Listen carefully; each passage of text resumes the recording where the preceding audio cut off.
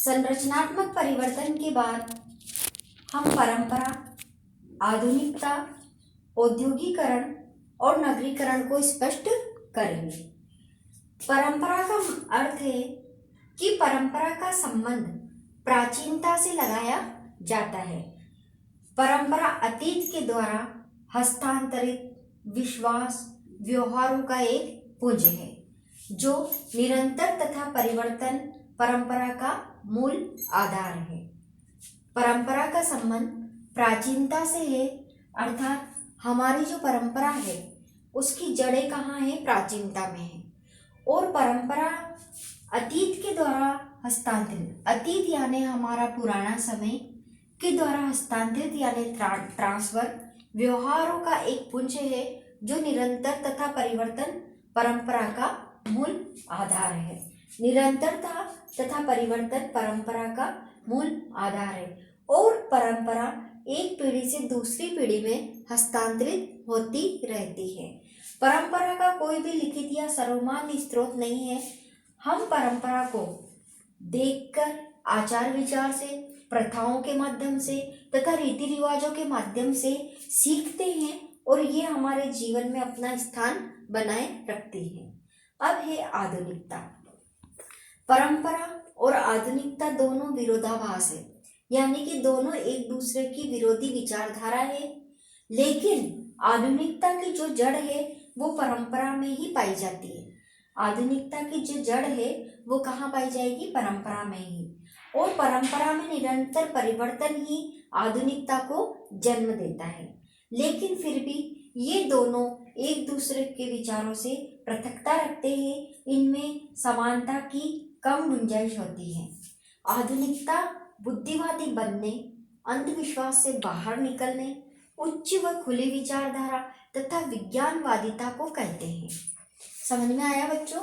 आधुनिकता बुद्धिवादी बनने, अर्थात जो परंपरा हमें रूढ़िवादिता से जोड़ती है वहीं आधुनिकता हमें बुद्धिवादी बनाती है। अंधविश्वास को हमारे मस्तिष्क से अलग करती है, बाहर निकालती है और वैज्ञानिक सोच पैदा करती है।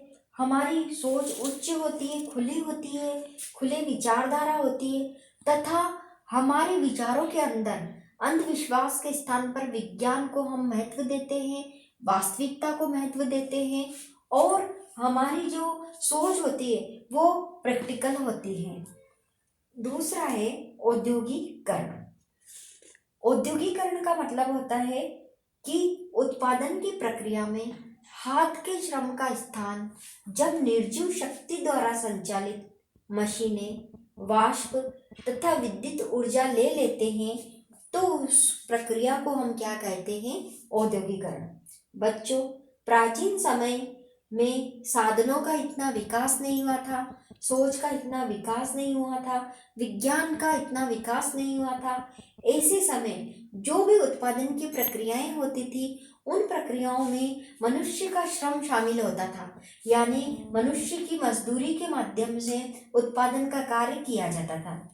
औद्योगिकरण का मतलब होता है कि हाथ के श्रम को समाप्त करना या कम करना और जैसे जैसे हमारी तकनीकी का विकास हुआ वैसे वैसे निर्जीव शक्तियाँ जैसे बड़ी मशीनें जो वाष्प से चलती हो, विद्युत ऊर्जाएं, इन सब ने हाथ के श्रम का स्थान ले लिया और उत्पादन की क्षमता को बढ़ा दिया।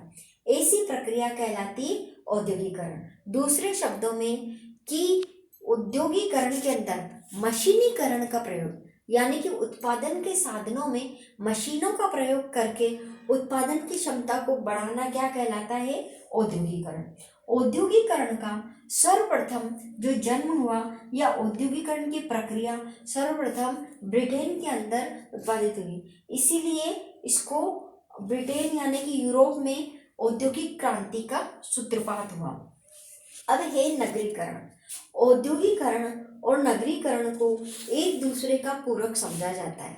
पूरक का मतलब कि जहाँ जहाँ उद्योगों की क्षमता बढ़ेगी, उद्योग धंधे स्थापित होंगे, वहाँ वहाँ नगरीकरण की स्थापना भी होगी। नगरीकरण का मतलब होता है नगरों की संख्या में वृद्धि होना, हमारी सुख सुविधाओं में वृद्धि होना, ग्रामीण क्षेत्रों के स्थान पर नगरों का स्थापना होना, कृषि के स्थान पर गैर कृषि व्यवसायों की स्थापना होना, विज्ञान व सुख सुविधाओं को हम क्या कहेंगे, नगरीकरण कहेंगे। जहाँ जहाँ उद्योगों की क्षमता बढ़ती है, औद्योगिकरण होता है, उद्योगों की स्थापना होती है, वहाँ की जनसंख्या स्वतः ही अपने आप बढ़ने लगती है और उन स्थानों पर अपने आप सुख सुविधाओं का भी निर्माण होने लगता है। तो ऐसी प्रक्रिया को हम क्या कहेंगे, नगरीकरण। तो बच्चों, आज के चैप्टर के अंदर हमने क्या क्या पढ़ा, संरचनात्मक परिवर्तन पढ़ा, परंपरा पढ़ी, आधुनिकता पढ़ी, औद्योगिकरण पढ़ा और नगरीकरण पढ़ा। और इनके विस्तार से इसको समझने के लिए मैं नोट्स संप्रेषित कर दूंगी। धन्यवाद।